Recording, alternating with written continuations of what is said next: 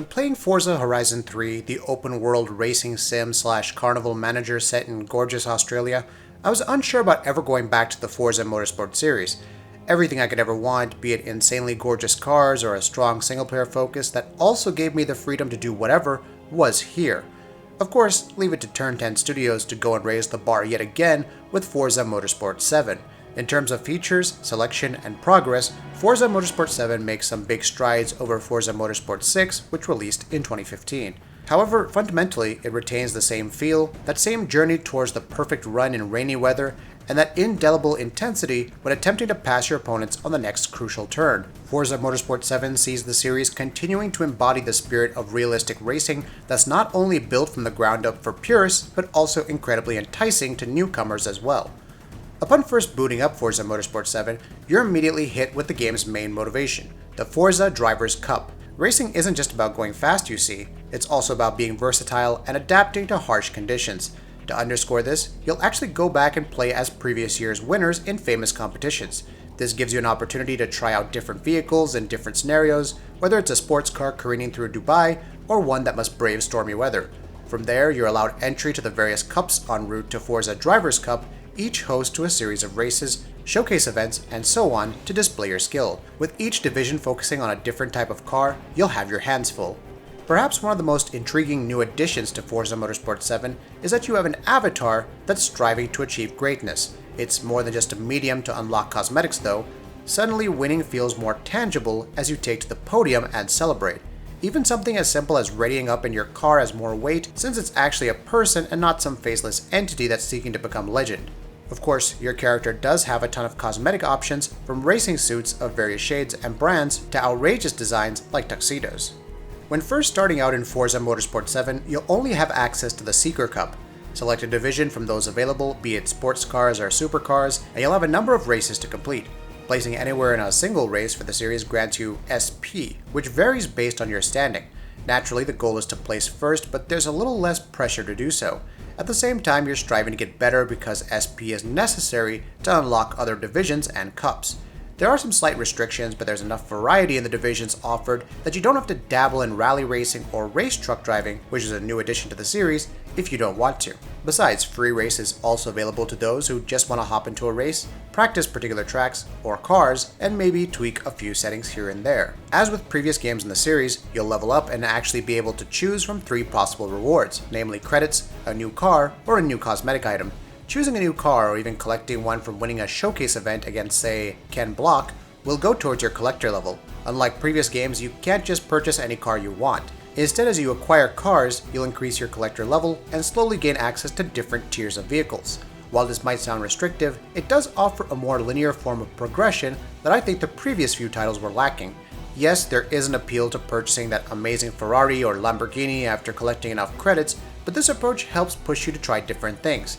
If you don't like a particular car as a reward, you can invest in credits and buy a different vehicle later to increase your collector level. Besides, the number of points required to progress through tiers is fairly distributed and never feels like a grind. The specialty dealer also returns, so you might just luck out with a particular car being available.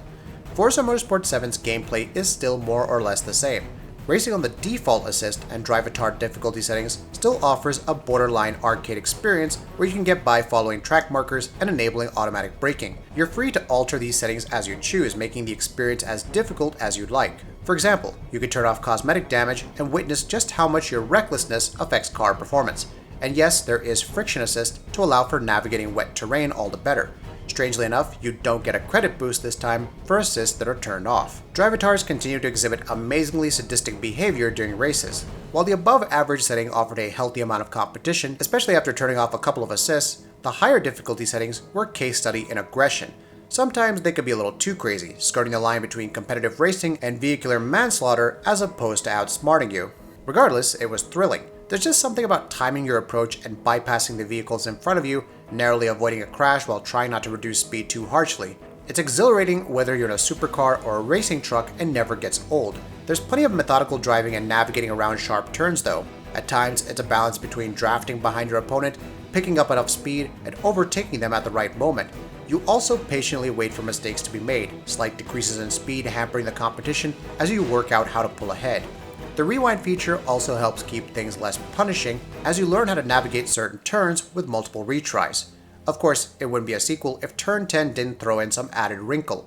Forza Motorsport 7 has dynamic weather, which means it can rain on the track. Big deal, you might say, but it can happen in the middle of a race, starting with a drizzle and going full downpour, creating puddles on the track. Knowing the type of car you're driving becomes even more important in that regard, especially when even hitting a puddle in that fancy supercar can send you careening out of control. Then there are mods which are now available in prize crates, aka loot boxes. Depending on the rarity and credit cost, you can pick up packs of mods, driver gear, badges, and even cars. The price scaling actually isn't handled too badly, and there's thankfully no real money option for buying crates. Yet. Mods are your standard modifiers or boosters for a race, which range from challenging you to race with cockpit cam only or offering a flat bonus to XP gained. They each have their set number of uses, but as you keep racing, you'll never really run short of mods to equip and benefit from. In terms of customization, Forza Motorsport 7 offers a number of tuning options, whether you want to adjust the aerodynamic nature of your car, add a roll cage, allow it to understeer or oversteer more, and whatnot. While not the most in-depth suite of options in the market, it's still enough to allow veterans to really tune the ride they want, while newcomers can stick with presets and automatic optimization to get by. As always though, the tuning menu offers detailed explanations of what each tuning option does, so you're never left in the dark when wanting to learn. A review for any Forza game would be remiss without mentioning the cars on offer. With over 700 cars to collect, I have no trouble believing that each one is unique in its own way. The 1966 McLaren M2B is a speed demon that needs to be brought to a near standstill at sharp corners, but the 2016 Ford Gymkhana 9 Focus RS-RX is a rally machine through and through, so when you're brought into a city with tight turns, you better know how to power slide. Then there's the 2010 Mazda MX-5, which feels like a good mix of speed and handling, but doesn't shine all that much in acceleration. Don't even get me started on the racing trucks, which are hulking masses that require an altogether different approach from anything else till date. Each vehicle looks amazing and sounds exquisitely different. The overall audio handling in the game is superb, right down to the voiceovers, music, and screeching of tires on the tracks. That's not even getting into how genuinely good looking the game is. Dynamic weather really highlights the stormy skyboxes formed as a result of dynamic weather, especially with how rain droplets fall on your car, look great. The chrome on vehicles also looks realistic without overwhelming you on a clear sunny day. Even the environments from the Daytona International Speedway and Hockenheimring to Dubai cityscapes and mountain routes look pretty good, though I did notice a bit of aliasing on some buildings. It's also worth noting that for all the track layouts on offer, some of them are reversed versions of existing tracks. At certain points in cutscenes, the frame rate also seems to slightly stutter. This doesn't happen too often though, and you'll have a constant 60 FPS while racing, so don't worry. It's just simply phenomenal that Forza Motorsport 7 can manage this level of attention to detail on all fronts, even with so many iterations over the years. While Turn 10 could just phone it in and add more cars, the studio dedicates an obscene amount of effort into realistically depicting the sport.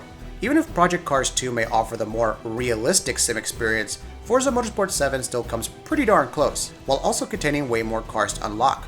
You might have heard this already, but we'll say it again. If you own an Xbox One, you need to play Forza Motorsport 7. It's a must-have for racing sim fans and a quality release through and through, featuring the very best balance between realistic racing and thrilling entertainment. That'll be it for this video. If you like what we're doing, please go ahead and subscribe, and we'll see you next time.